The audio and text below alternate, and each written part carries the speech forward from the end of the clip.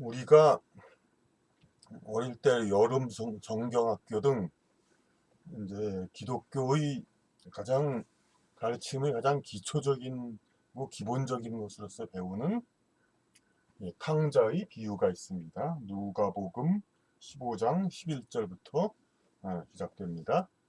그런데 그 이야기는 너무나도 많이 알려져 있고 어느 정도 이런 진지한 이제 그 세상의 진리에 관심 있는 분들은 모르는 분이 없을 테니까 굳이 더 얘기하기도 끔찍하겠습니다.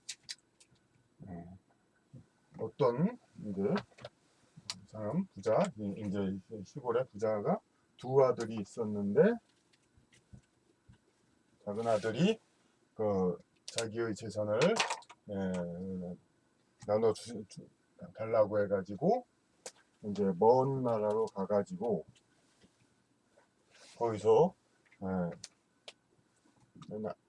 마음대로 쓰고 낭비를 하고 그러다가 잃고 그러니까 거기서 더 이상 살 수가 없게 되니까 거기서 남의 종으로 그냥 아주 푸대접을 받으면서 사니까 결국은 자기 아버지의 종만 또 못한 생활을 하게 되었다. 그래가지고 다시 돌아왔습니다. 돌아오니까 아버지가 이제 종으로 써달라고 이제 자기 아버지한테 얘기를 했는데 그렇지 않고 이제 크게 환영하고 대우를 했다는 것이죠. 그리고 큰아들은 이것에 대해서 불만을 품었지만은 아버지는 말하기는 너는 항상 내 곁에 있었지만 잃었던 아들을 찾았으니 얼마나 즐거우냐. 너도 같이 기뻐하라. 그러니까 이런 얘기는 그러니까 형식상 제가 이제 다시 반복을 했습니다. 그러니까 여기서 강조되는 것은 무엇입니까? 이 두 아들의 아버지의 사랑이죠. 그래가지고 항상 같이 있으면 항상 사랑받고 같이 자랐으니까 당연히 그러니까 같이 사랑하는 아들이고 또 한 아들은 자기 품을 떠나가지고 나가서 그러다가 나갔으니까 한 번 나를 배신하고 갔어놓고서는 이제 와서 무슨 낯으로 오느냐. 그게 아니라 다시 오면 이렇게 아주 기뻐하고 그랬다는 것입니다. 그래가지고 하나님도 저희 아버지와 같이 그 하나님을 잊은 이제 그 영혼들을 언제라도 다시 오면 똑같이 사랑한다. 떠날 땐 언제고 다시 오느냐? 그렇게 안 한다. 이것이 이제 강조되는 것입니다. 근데 이걸로 이제 모든 것이 다 그러니까 어찌 보면 가장 기본적인 가르침이면서도 또 단순하죠. 그냥 절대적으로 사랑하신다 이런 얘기입니다. 근데 여기서 왜 이런 비유와 이런 이 사건이 사실 또 이 비유가 있지만 이게 또 이런 비슷한 일은 세상에 자주 일어나죠, 많이. 그리고 왜 이런 일이 그럼 자꾸 일어나냐? 그럼 애초에 이 아들도 그냥 부모 품을 떠나지 않고 같이 있었으면 좋은데 왜 이런 일은 자꾸 생겨가지고 이렇게 아들은 아들대로 작은 아들은 작은 아들대로 고생하고 큰 아들은 큰 아들대로 아버지 충성을 바쳤는데도 그렇게 썩 대접을 못 받은 것 같아서 불만이 있고 이런 상황이 있습니까?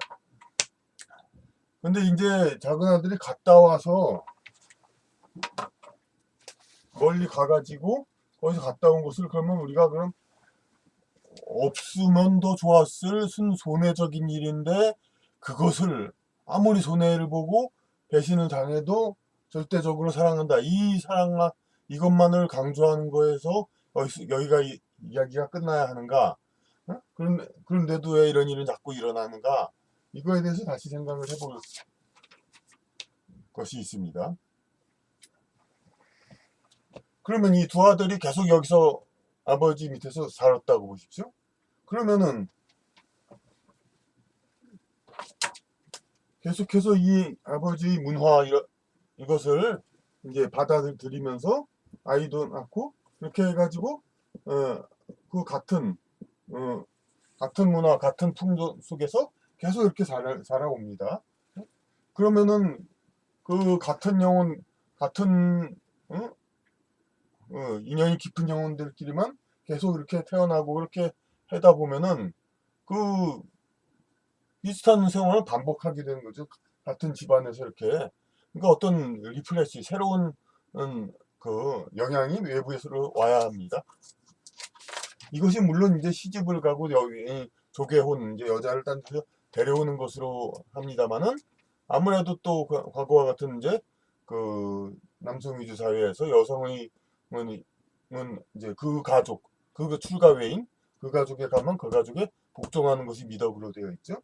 그러니까 그 여자가 가져올 수 있는 것은 한계가 있습니다. 그러니까 여기서 이 작은 아들의 역할은 무엇이냐면은 여기서 나와가지고 이런 낯선 먼 곳에 갔습니다. 가서 돈을 많이 썼죠.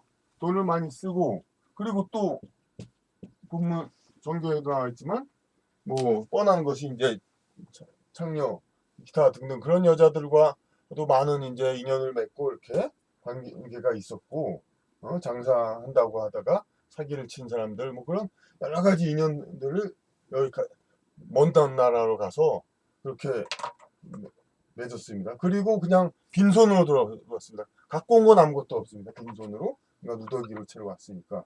그러면 그러면 누더기를 채로 왔으니까 아무것도 안 가져오지 않느냐? 그렇지 않습니다. 이 작은 아들이 가져온 것은 외부의 먼 나라 외부의 이때까지 이 농장 이 부친이 있었던 이 곳에서는 없었던 그러니까 새로운 정보들입니다. 새로운 정보들을 여기서 많이 가져온 것입니다. 이 탕자 이 아들은 그럼 가져왔는데 그럼 이 아들이 그럼 정보 공부를 굉장히 많이 해서 여기 부친의 농장 사람들한테 그럼 가르쳤단 말이야? 그것도 아닙니다. 그러니까 뭐 방탕하게 살면서 얼마나 배웠겠습니까? 그냥 아마 창피해서 얘기도 별로 안 할 겁니다. 그런데 왜 정보를 가져왔냐? 이 인연들 맺은 이런 사람들과의 이거는 지워질 수 없습니다. 이건 지워질 수 없기 때문에 어떻게 되냐면은 이 작은 아들과 그 외국 그 사람들과의 그 비록 여기서 아이를 낳거나 그랬다는 사실은 없습니다. 안 나와 있지 않습니다. 그런데 이쪽에 인연이 있는 사람들과 이 작은 아들과의 그거는 지워질 수 없는 것이기 때문에 작은 아들이 여기서 새로 돌아와가지고 여기서 새로 아이를 낳고 새로 생활을 계속 뿌리박고 산다면은 이 사람들은 뭐 어떤 사람들이 태어나냐면은 이 집안의 사람들일 수도 있지만 그보다도 여기서 아주 깊은 인연을 맺은 그러한 이제 사람들의 인연되는 영혼들이 이 집안으로 새로 수혈이 되는 겁니다. 그리고 이쪽도 마찬가지로 이 작은 아들과 인연이 있는 사람들의 어떤 자손과 그런 그 영적 구성에는 이 사람의 이렇게 것이 수혈이 되는 겁니다. 그렇게 해가지고 인류 사회는 이렇게 새로운 그 섞임이 계속 이제 진행되는 거죠. 이건 뭐 그렇게 특별히 어려운 게 아니죠. 우리가 조계혼을 왜 하고 근친상간을 왜 안 하느냐 이것도 다 그 사고방식에 기반이 된 건데 아까 말씀드렸듯이 그냥 여자가 시집 가서 그 집에 안에 이제 종사하는 거 이것은 만으로는 부족하기 때문에 이렇게 충격요법 이제 여기 있는 사람이 이렇게 멀리 가가지고 새로 이제 새로운 정보를 얻어와 가지고 이렇게 이쪽 집안도를 특히 리프레시 아주 그냥 새로 쇄신하고 혁신하고 그런 역할을 하는 겁니다. 그러니까 크게 보면은 이제 중세의 콜럼부스의 미대륙 발견 뭐 그런 거식으로 하는 것들이 가장 이제 큰 사건들이죠. 그런 식으로 신대륙 발견하고 이제 방랑하는 사람들 그런 사람들이 있기 때문에 이렇게 수혈이 되고 자꾸 이제 혁신이 되면서 유지가 되는 것이죠. 그대로 있으면은 쇠락하니까. 그러니까 이 역할을 한 것입니다. 이 작은 아들은. 그러니까 이 역할을 한 것이고 아니었으면 좋을 해를 끼쳤는데 무한사랑으로 물론 무한사랑 그 말씀 맞죠. 무한사랑으로 포용한 거 그렇게만 볼 수 있는 게 아니라 이 부친을 하나님을 비유했죠. 하나님 보기에 필요한 일을 한 것입니다. 필요한 일을. 그러니까 필요한 일을 했기 때문에 이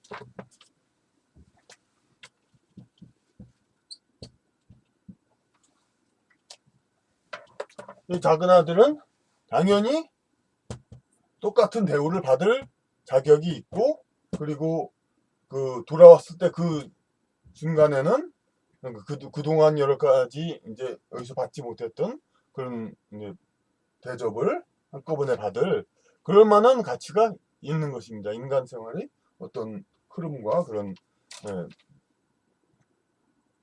그 섭리 그런 게 계속해서 쇄신해 나가는 그런 역할을 하는 겁니다.